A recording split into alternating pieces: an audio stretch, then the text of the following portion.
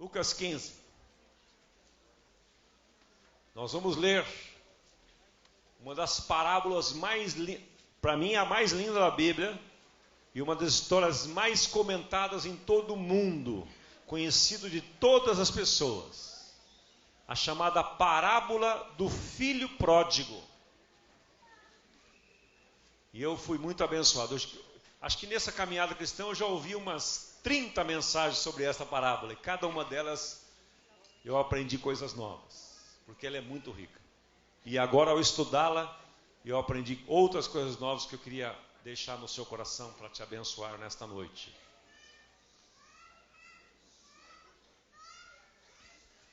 Lucas 15, 8, não é isso? Parábola do filho pródigo. 11. É que eu copiei e colei aqui, não pus o versículo. Meti 15, 11. Muito bem. Eu vou ler numa versão que ajuda nosso entendimento, uma versão mais moderna, que troca os termos para uma linguagem mais atual, é a versão da Bíblia, a Mensagem, onde diz assim: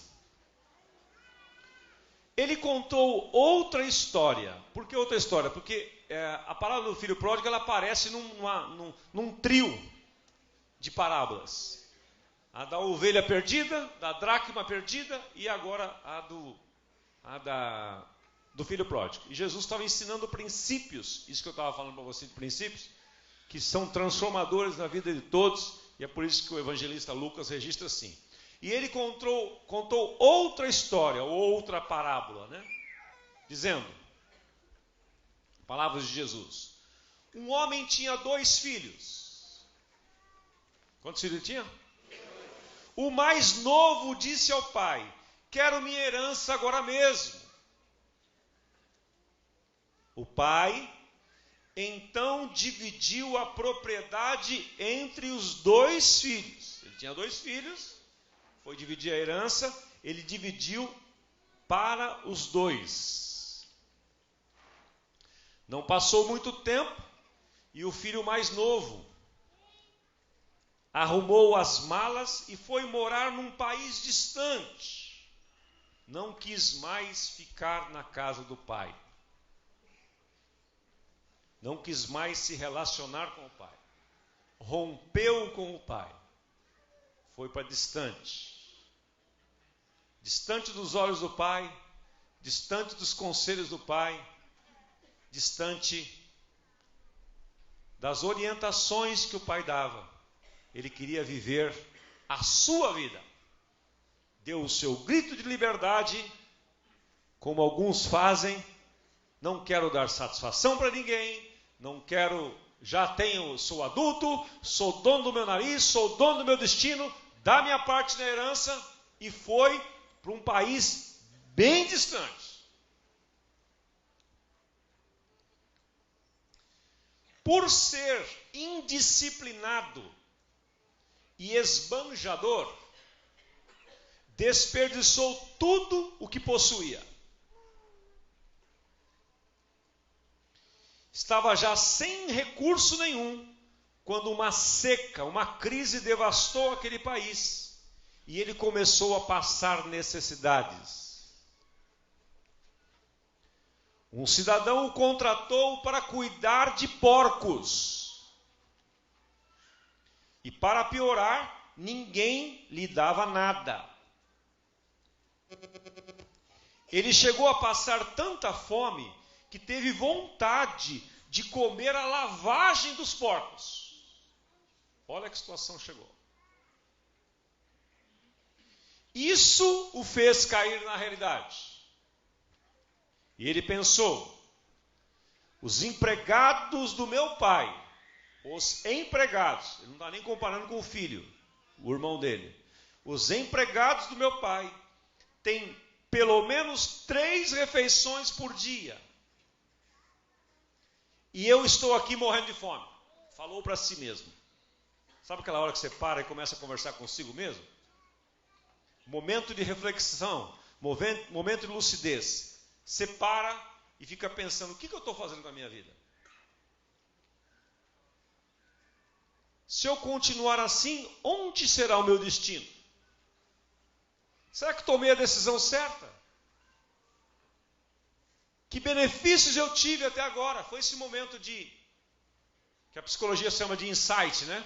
Esse momento de reflexão, aquela parada. Ou como o Nelson falou aqui, aquela queda de ficha. Queda de ficha, para quem tem menos 21 anos, trata-se de um orelhão que antigamente... Então, enfim, vamos aqui voltar ao... Orelhão, sabe o que é isso? Não sabe, tem muita gente que não sabe mais o que é orelhão. Isto fez cair na realidade.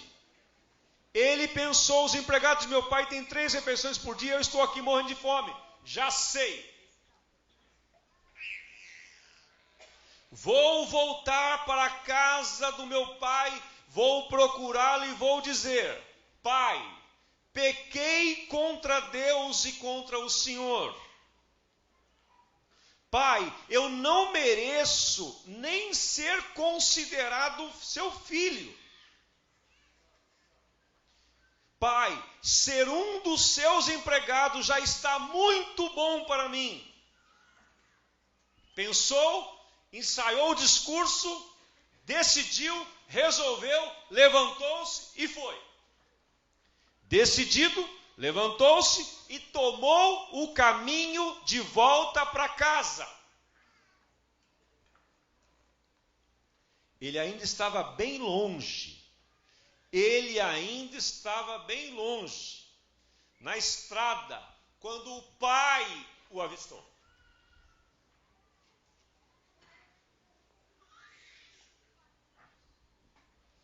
O coração do velho pai disparou.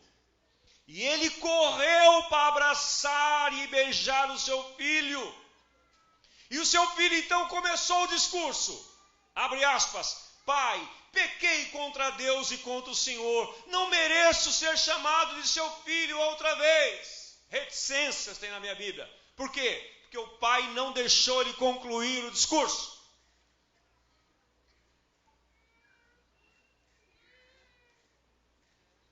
O pai nem quis escutar. O pai o interrompeu, chamou os empregados e ordenou: rápido, tragam a melhor roupa que tiver para ele. Tragam também o anel da família e um par de sandálias. Depois vão buscar uma novilha bem gorda e preparem um delicioso churrasco, o melhor que fizemos até hoje. Vamos festejar, vamos celebrar, porque meu filho está aqui vivo, ele não está mais perdido, ele foi achado, e assim a festa começou. Estava tudo muito bem até aqui. Tudo isso se deu enquanto o filho mais velho estava no campo. Aí o filho volta para casa. Final do dia, ele voltou para casa, ao se aproximar ouviu o som da música e das danças. Uai, o que está acontecendo? O filho foi trabalhar, voltando, ouvia aquela festança toda, dia de semana, sei lá, uma segundona brava.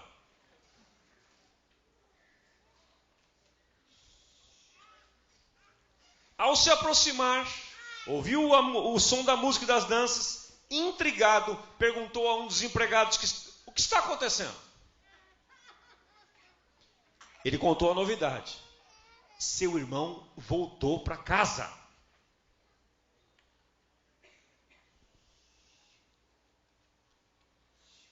O que o cara devia fazer? Fazer festa. Se alegrar. Mas ele fez isso? Vamos ver. Tum, tum, tum, tum. Seu pai ficou tão contente de recebê-lo de volta, são e salvo, que mandou fazer essa big festa aqui. O irmão mais velho ficou tão revoltado que não quis participar da celebração. O pai foi até ele. Olha o pai aí de novo. Tentou conversar com ele, mas ele não quis ouvir e protestou: há quantos anos eu trabalho para o Senhor sem nunca reclamar? E alguma vez ganhei uma festa para mim e para os meus amigos?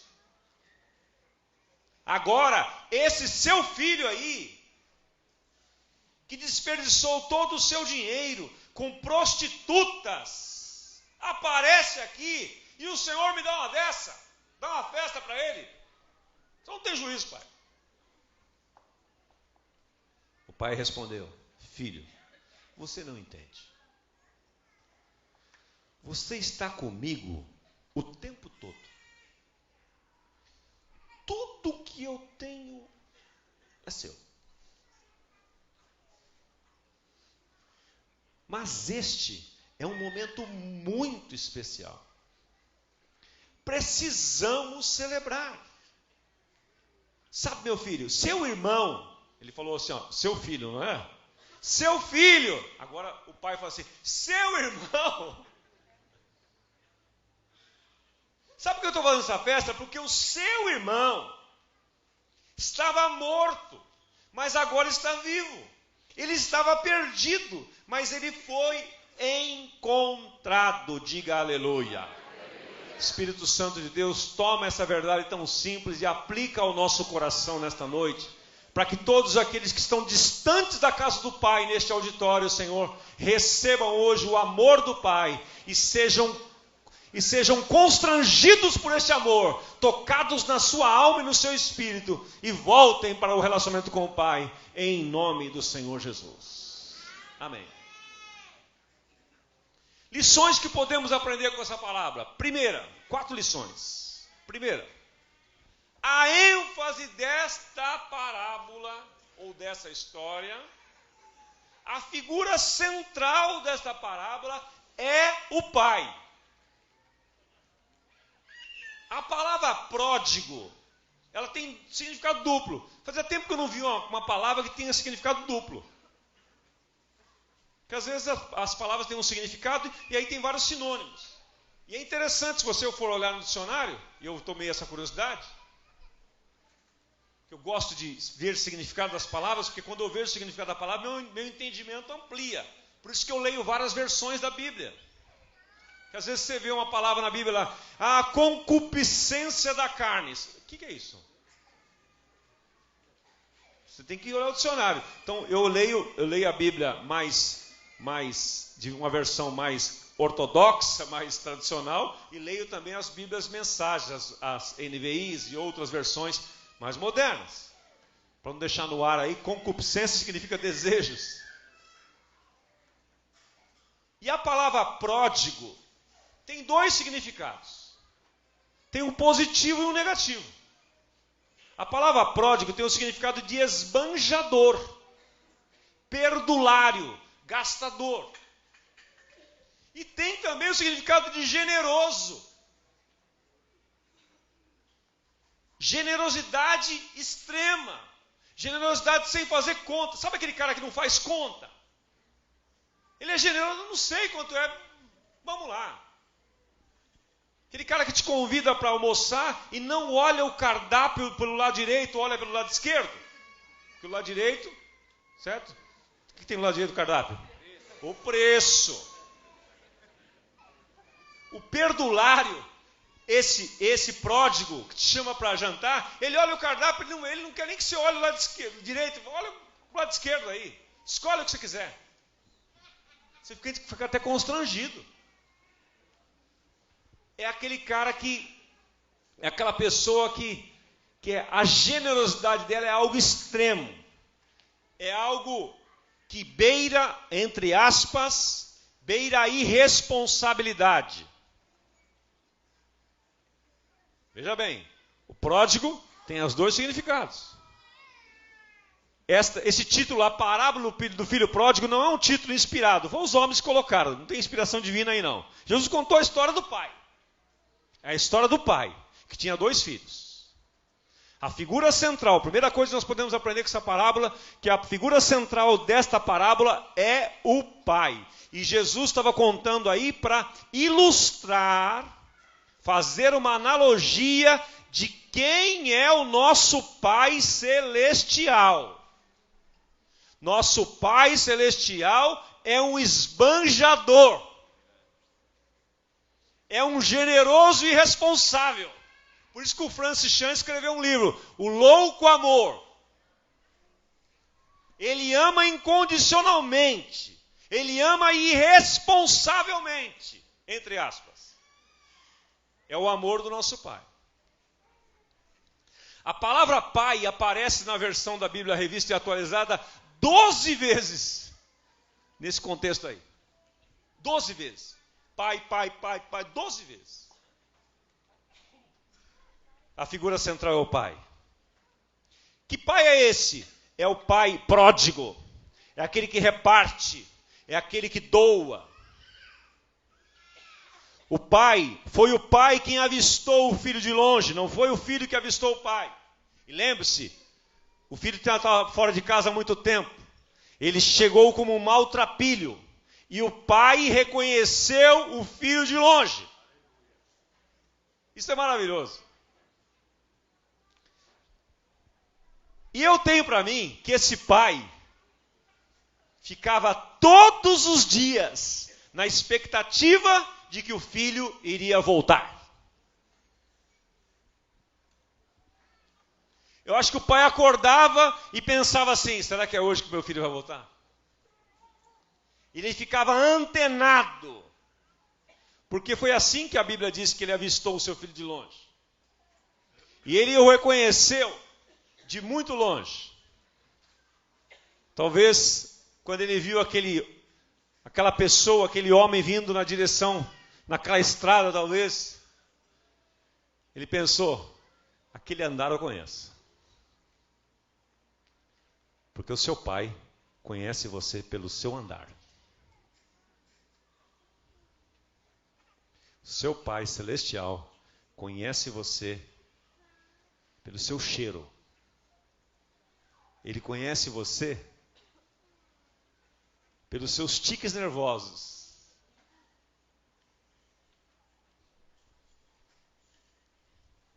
Quando você convive muitas vezes com as pessoas, elas vão conhecendo você muito.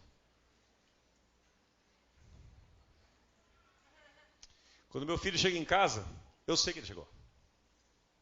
Eu tenho 2 filhos, mas eu sei quando o Vitor chegou e quando a Carla chegou.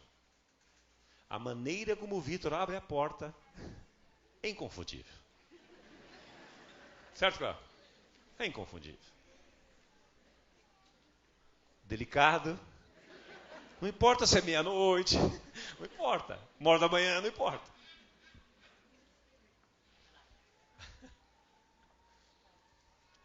A Mércia, nossa secretária aqui, secretária do pastor Carlos Alberto, nossa, porque ela serve todo mundo, né? Ela brinca comigo. Quando eu subo a escada, ela fala assim, já sei quem está subindo. Ela fica assim lá em cima. Já sei quem é esse passinho que está vindo aí. É o Osmar, ela fala. O jeito de andar, o jeito que eu piso no degrau da escada, ela sabe que sou eu. Isso são coisas pequenas. Mas eu quero dizer para você, o seu Pai Celestial, e principalmente para você que está aqui pela primeira vez, Ele estabeleceu uma conspiração santa para que você estivesse aqui hoje. Ah, eu vou lá, estou convidando, eu sei lá, resolvi ir. Não, você se enganou, você não resolveu ir, não.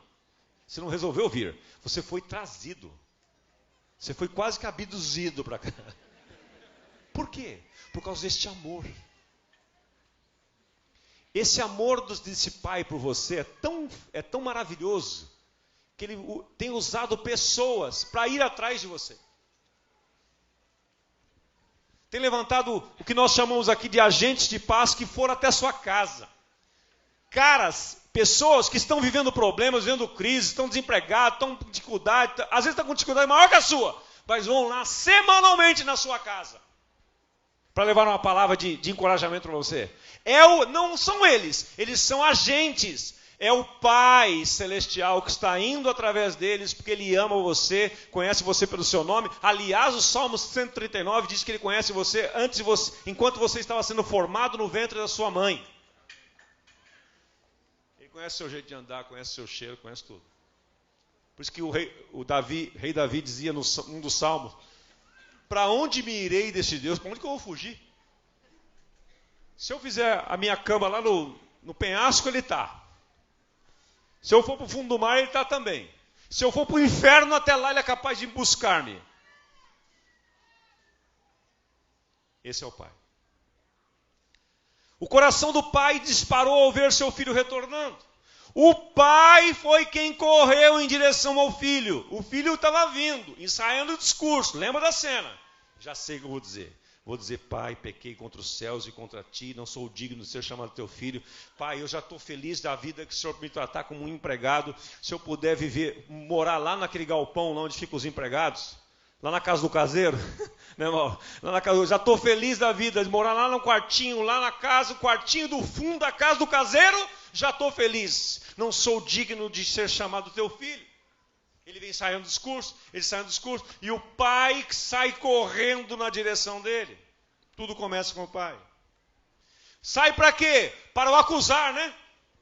Não falei para você que você ia voltar, seu perdulário, esbanjador. Pá! Foi isso que o pai fez? Ele correu para abraçar o seu filho e para beijar o seu filho, cheirando porcos. Maltrapilho, descalço, pés fedidos, sem tomar banho há muito tempo. O pai correu em direção a ele, não para acusar, não para jogar na cara dele, como muitos pais fazem com seus filhos, quando seus filhos erram. Talvez você já fez isso com seus filhos, talvez seu pai fez isso com você, e hoje você precisa liberar perdão para ele. Porque esse não é o modelo de pai, aqui está o modelo de pai. Esse é o pai que eu quero ser. O pai que não acusa, o pai que ama incondicionalmente. Ama de maneira pródiga. Ama de maneira esbanjadora.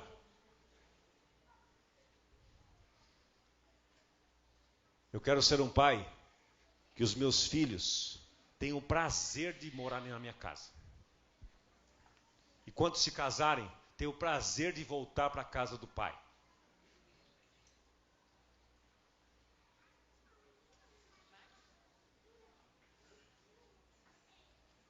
Porque alguns filhos, e aqui nós temos um trabalho de curso de noivos, alguns filhos se precipitam, se lançam em relacionamentos e casamentos porque eles não aguentam mais a pressão de viver na casa dos pais.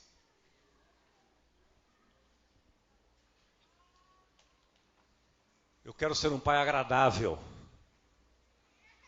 Eu quero ser um pai admirável. Que os meus filhos olhem para mim e para minha esposa e tenham saudade de nós.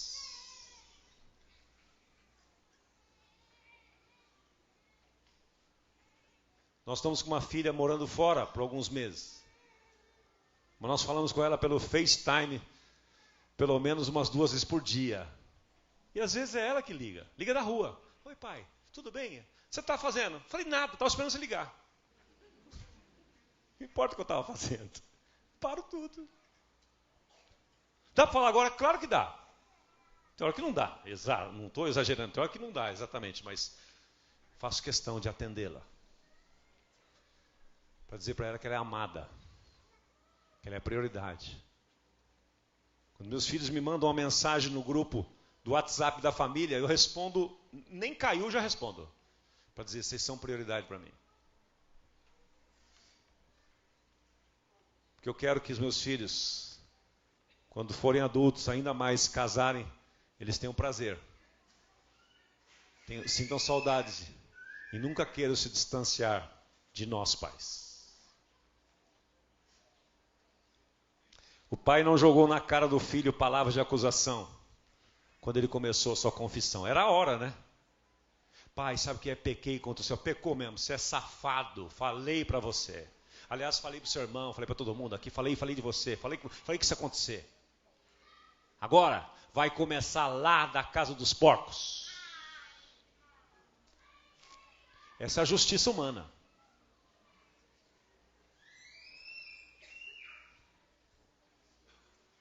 Me trata como um desempregado. É isso mesmo, você não vai nem ser empregado, você vai trabalhar de graça para mim, pela comida. Porque você não soube valorizar o que você tinha. Não foi isso que o Pai fez. Não é isso que o Pai Celestial faz. Pelo contrário, chamou os seus empregados e ordenou: rápido, tragam uma roupa decente para ele. Tragam também o anel da família, um par de sandálias. Vão buscar uma novilha bem gorda e preparam um delicioso churrasco. Chama o Bassi lá. Vamos festejar, vamos divertir. Meu filho estava morto e agora está vivo. Não está mais perdido, foi achado. E o pai foi logo cobrindo a nudez do filho. É por isso que ele pediu uma roupa nova. Por isso que ele pediu uma roupa nova. Porque a roupa, assim como naquela época, assim como na nossa época, a roupa tem o significado de indicar a classe social das pessoas. Os empregados, os escravos, não usavam roupa, eles usavam umas coberturas, uns trapos, eles não tinham roupa. E foi assim que o filho chegou, desnudo, parte de roupa. Falou: não, quero uma roupa limpa, melhor, vai lá buscar, eu quero cobrir a sua nudez. O pai que ama, cobre a nudez dos seus filhos. A pessoa que ama, cobre a nudez do outro, não expõe o outro.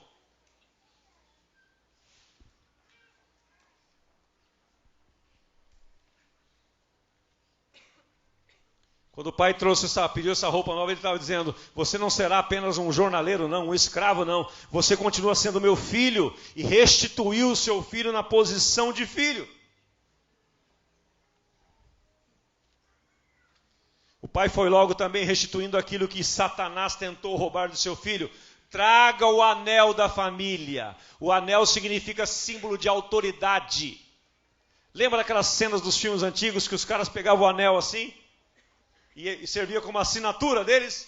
Era um carimbo, era um símbolo de autoridade. É isso que significa o anel. Traga o anel. Que o pai estava dizendo o seguinte: você está sendo restituído agora, em toda a sua herança. Vou dar a sua herança de novo. Gastou tudo, vou dar de novo. Vou restituir tudo que o diabo tentou roubar de você. Dar ao filho o anel era uma declaração de perdão da parte do pai. Você está perdoado, você está reconciliado, você está restituído na sua posição de filho novamente.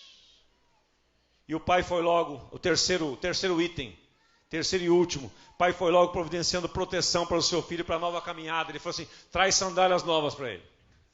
Porque agora ele vai caminhar numa nova vida, numa nova dimensão. Para encerrar, 2 tipos de filhos. Um pai.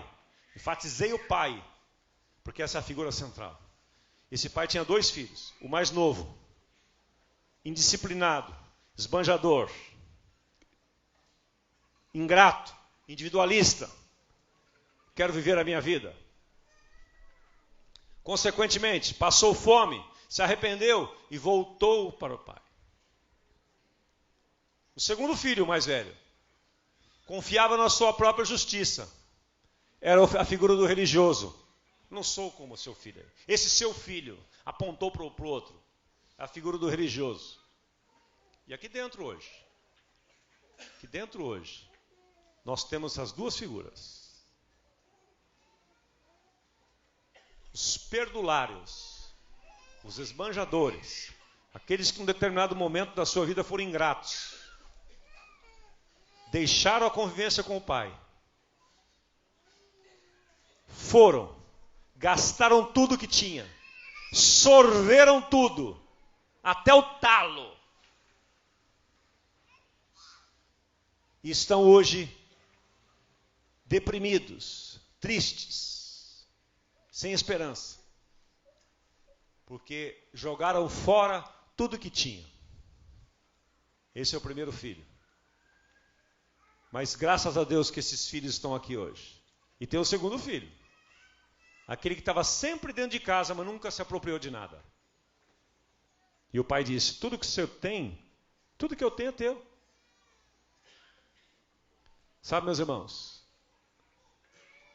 muitas vezes nós, como cristãos, frequentadores de igreja, nós estamos vivendo como o irmão mais velho desta família. Tudo está à nossa disposição, mas nós vivemos uma subvida, não desfrutamos de nada. E a graça operou na vida deste moço, do mais novo. É a terceira verdade desta palavra. Primeiro, que o pai é a figura central. Segunda lição, que ele tinha 2 filhos. E a terceira é que a graça desta palavra, a palavra central é a graça. E o que é a graça? Graça é não desistir daqueles que desistem de nós. Eu escrevi algumas coisas aqui, pesquisei outras, para definir o que é graça para nós. O que é graça? É não desistir daqueles que desistem de nós. O que é graça? É favor imerecido. Você não merece e recebe. É a ilustração do filho mais novo, que não merecia nada. Ele sabia que ele não merecia. Ele recebeu tudo. Ele não recebeu só comida 3 vezes por dia, não. Ele foi restituído em todas as suas coisas que tinha antes e até muito mais. Graça é dar amor a quem nos feriu. Quer saber o que é graça? É você manifestar amor àquele que fere você. Graça é ser grato apesar da ingratidão dos outros. Foi o que o pai fez. Amou quem o feriu, apesar do seu filho ser ingrato, ele manifestou gratidão. Graça é servir e amar os seus ofensores. Graça é vencer o mal com os golpes da bondade. Esse filho foi transformado por causa da graça do Pai Celestial. Última coisa. Não resista em voltar para a casa do Pai, mesmo que tenha feito errado tudo até aqui. Não resista em voltar para a casa do Pai, mesmo que você tenha feito tudo errado até aqui. Vamos ficar em pé.